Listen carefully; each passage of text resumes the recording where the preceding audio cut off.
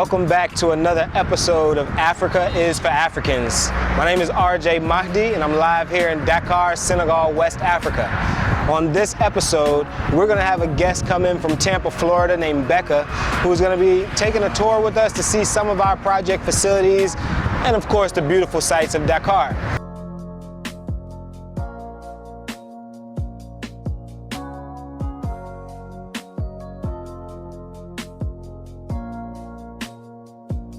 So my first impressions of Dakar was just real, like it has a real vibe, which is to me why I wanted to visit here in the first place.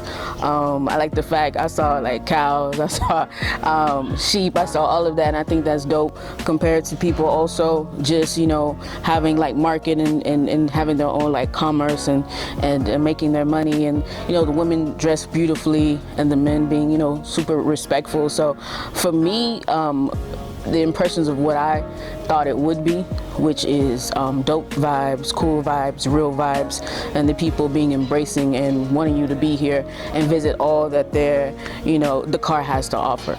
Renaissance Museum, it was fabulous. I learned everything about the statue that you see is just the world-renowned statue where it has the man, the woman, and then the child. Those stairs, that's real life. It's just amazing just to see the statue and learn everything about it, and when you get to a certain level, you get to see so much of Dakar, and I think that is the jewel of it all, just to get to see it from such a level. That's when you really get to see the beauty of Dakar in itself. Becca is experienced in water filtration and purification, and she'll be seeing how she can use her expertise to advance and develop the African continent and its infrastructure. Being an African American is so important to understand what you can contribute, and that's what's very important. My background is in the sciences, environmental science, water quality, and environmental health. And so for me, I think it's very important for me to value my intellectual capital and also see how I can use it to the best of the ability for places like Dakar. So it can be a mutual benefit. And so for me, that's what I'm really about, to see how I can be a part of the growth, the advancement.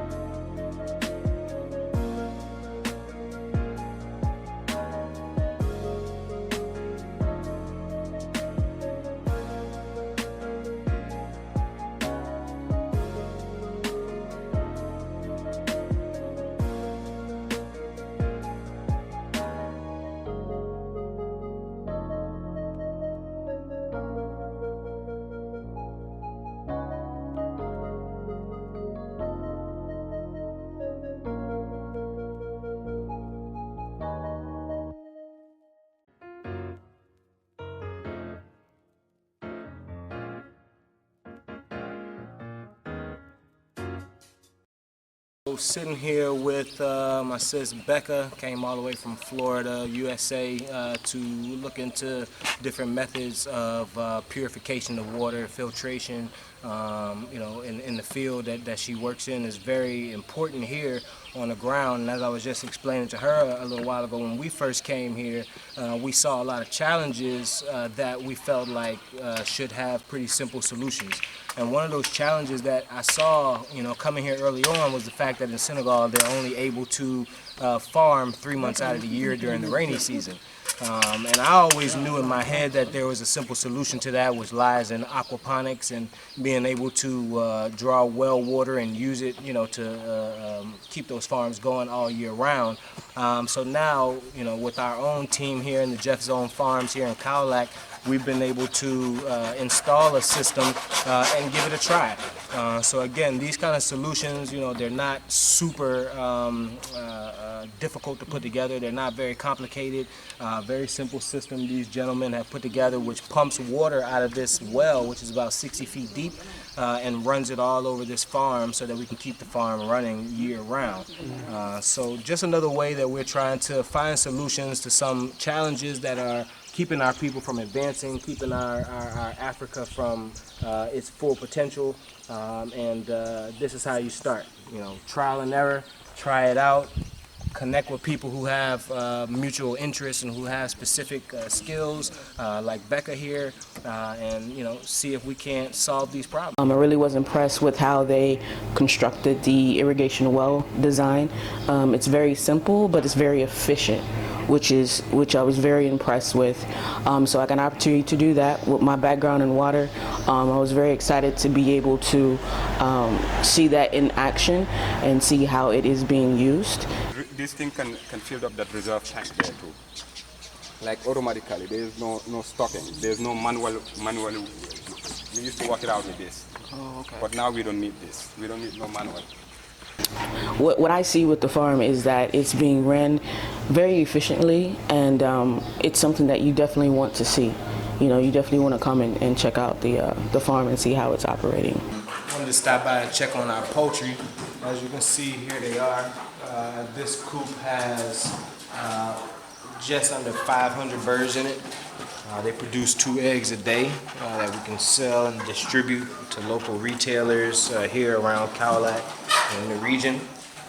So good birds, really strong birds.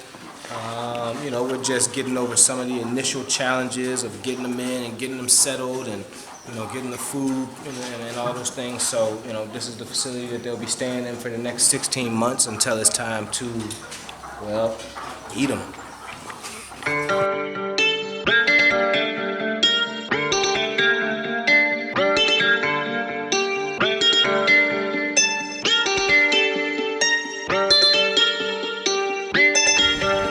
So we're down here checking out Lock Rose. We'd been before, but just really for some leisure purposes. But this time we're here, we're taking a look at the salt operation that they run here out of the lake. So apparently Lock Rose, or the Pink Lake, which you've probably seen a lot of photos of, this bright pink lake at certain times of the year, certain times of the day. But apparently at the middle of the lake, it's only 3 meters deep. They actually mine 3 different kinds of salt out of the lake. There's a heavy granulated one, there's one that's more of a fine powder, and different quality types. But this lake, as you see behind me, tons of people are working to mine that salt out of the lake. They just explained to us over 1,500 people work here, so it provides about 1,500 jobs. About 1,000 of those are young people, so teenagers, young adults, people who otherwise might not have a really good opportunity. Here you have an opportunity, and it's natural. It doesn't really take a whole lot. Not very expensive of an operation, as you can see. They use simple things like buckets and whatnot, and just go out and bring that salt out of the lake. If you look here, you see mountains of salt. And I mean mountains, they're really huge.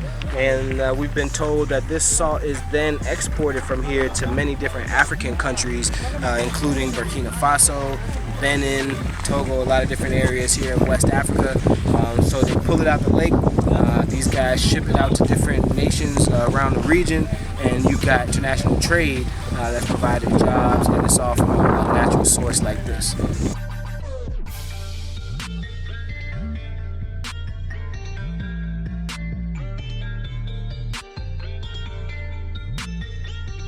So just got through looking at like the salt piles, which was amazing. It's just amazing how that natural resource is so plentiful.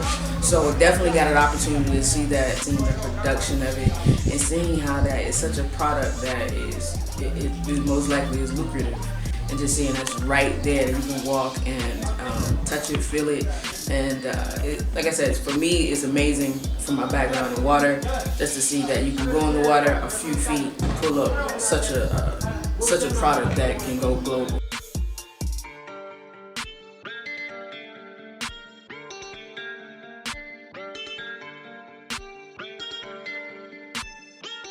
Now here in Dakar, we're going to go and check out our production facility where tons of our African products are made, and see what Becca has to think about that.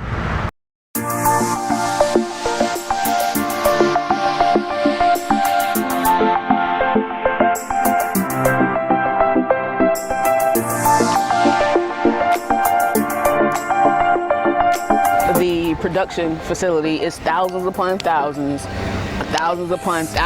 of You got fabric, you got your handbags, you got custom-made clothes, you got the earrings, you got the bracelets. I mean, I can go on and on. You got shoes, you got bags. The bags are amazing in itself. Laptop bags, you got book bags, you got handbags. I mean, it was so much there. I wish I would have brought like 5 or 6 more pieces of empty luggage just to take stuff back, but I did get some items, and I'm just blown away by the craftsmanship, by the dedication, and that it is here, you know, in Dakar, here in Senegal, where it's made. And that's what I like the most, that I can actually look at the women and the men who are responsible for these designs, responsible for these products. That's what I like the most. So that's why I was really eager to buy all I could, because I see who I'm supporting.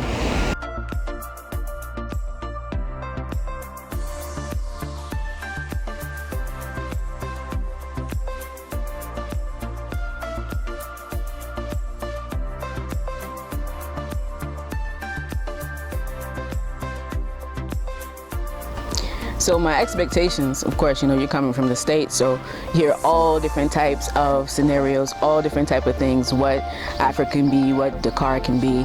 And for me, it's met expectations, also opened my mind to things, because you have different, I want to say you have from the area that doesn't look, as you could say, as developed as an area, kind of in the same, almost in the same area, but I like that you have everyone pretty much like together and just moving in a certain rhythm and a vibration where everyone just cool and laid back, and I really appreciate that. But I didn't come here with a lot of expectation of what it could be. I really came with my mind open, and for like the people of Dakar to tell me what they want me to know about their day-to-day life. All right, hope you guys enjoyed this episode of Africa is for Africans. Again, my name is RJ Mahdi. If you're excited about this kind of media, make sure to subscribe to the channel, like the videos, leave a comment, let us know what you think. And of course, we'd like to hear from you directly. So if you want to take a tour with us or invest in Africa, visit us online at madeinafricaproject.com. Again, that's madeinafricaproject.com. We are excited to hear from you. Africa is for Africans.